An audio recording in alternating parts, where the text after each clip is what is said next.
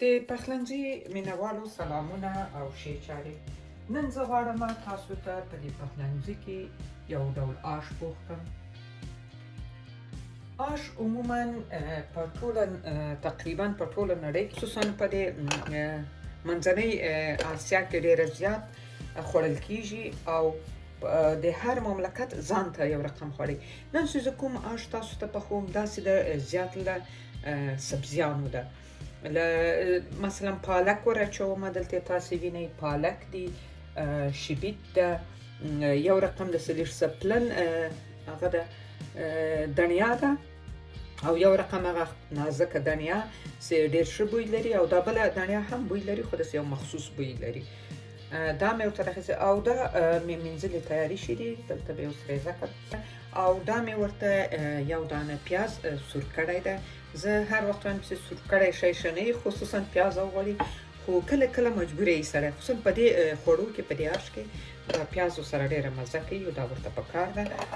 او یو هم داسې کوچنی پیاز مې بل ریزه کړی چې دا به ورته په سور کومه د سبزیانو لپاره.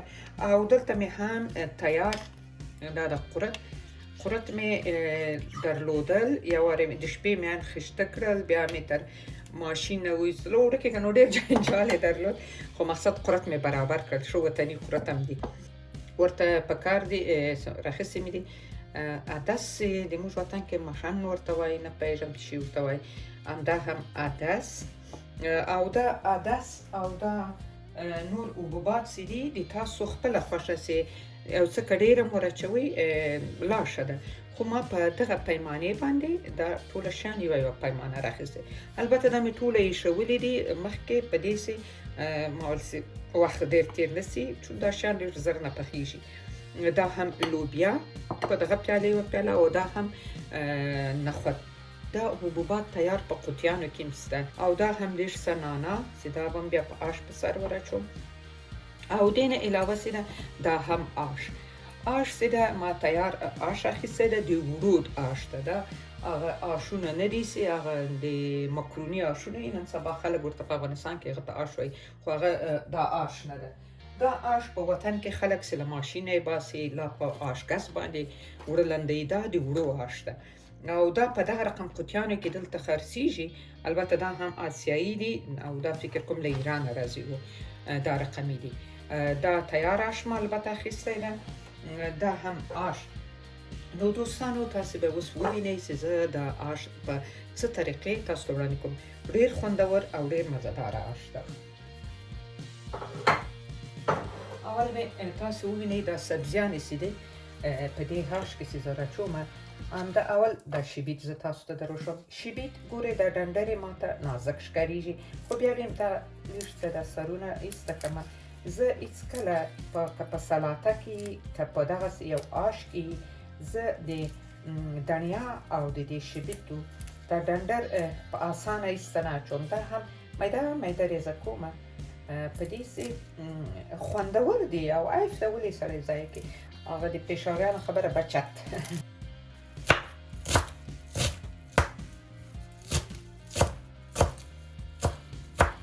دا پالک ریزه کړم، که ډېر څه دندنه یې ور واچوئ خوندور راځي، خو ډېر څه میده کوي، ښه به وي.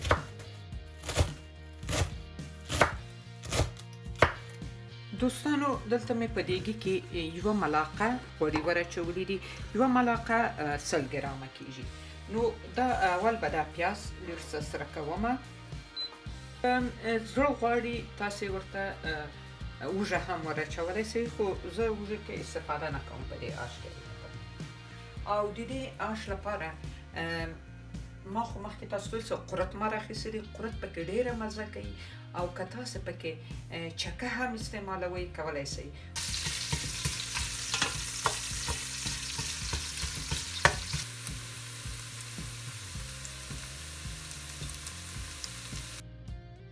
په دې جګ باندې به زه وګورم، فکر کومه 3 جګه اوبه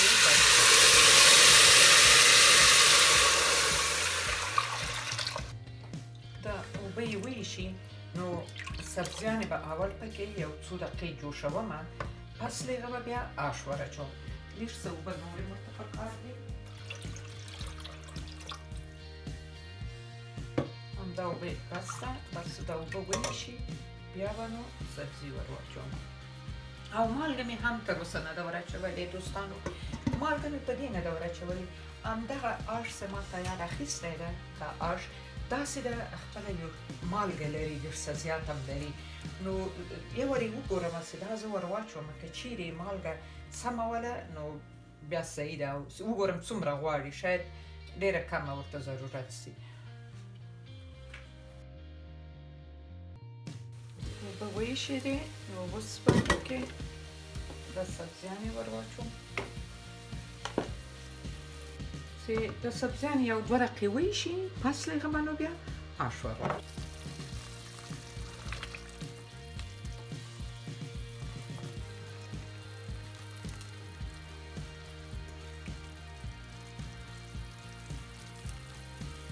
دا آش لږ څه وایشي بیا به نو چون هغه حبوبات مې ټوله جوش کړي دي بیا به نو هغه ور واچوم. اوس کې ور واچوم داسې نه پکې بیخي خوړین نه سي. دا د سبزیانو ایښېدل هم دومره بس ده، کفایت کوي.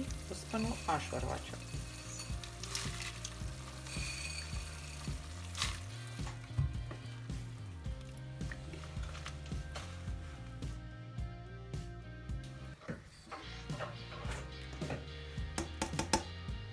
اوس به مالګه وګورم که ضرورت یې نو ور اچوم. په دې چې مالګه باید کمه ور واچوم چې خوراک هم مالګین دی. او د مالګه ورته ضرور ده چې باید ور واچوم. ما خو ورته همدا یوه چمچه د چای خوړلو ور واچوله. د تیار آش بیا دا یې تاسې وینئ ګورئ څومره میده میده ده. هغه خپله کې جوړ کړو، یو څه یې لږ څه اوږد جوړوو. لیدونکو نو زمی را روان ده. بعد له دې که مې بیا بل وارې آش تاسو ته طریقه درښوله. آش خو مخکې ما ویل چې په څو رقمه آشونه دي. په نړۍ کې ډېر خلک آش پخوي که نه، رقم بل وارې انشاءالله حتما زه دا اوړه لندومه او د آش د جوړولو طریقه چې څنګه یې له ماشینه له لاسه باسو درښوم. داس به ور واچومه. داس مې لږ څه تر دا نورو لوبیاو نه خود لږ څه دانه داره را ایستلی و. لږ څه د خیر ده په دې اوړو کې وایشي. اوس به ورته د نخود لوبیا هم ور واچوم.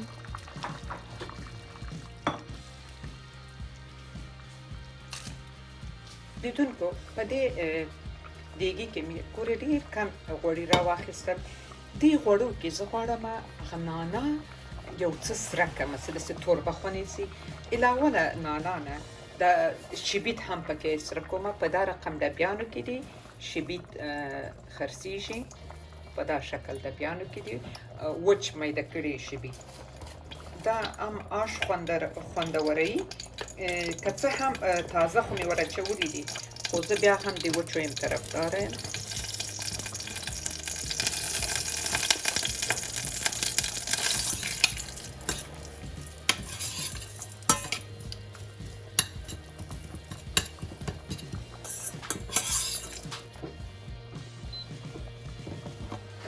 څومره مې سره کړه تاسې وینئ.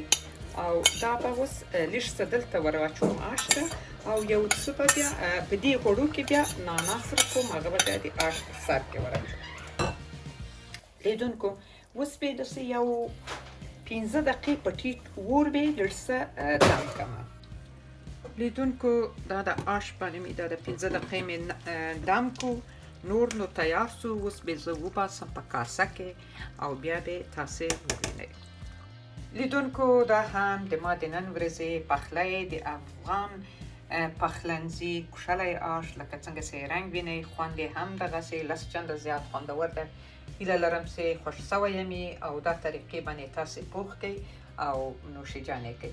نو تر بلې ویډیو خدای پامان.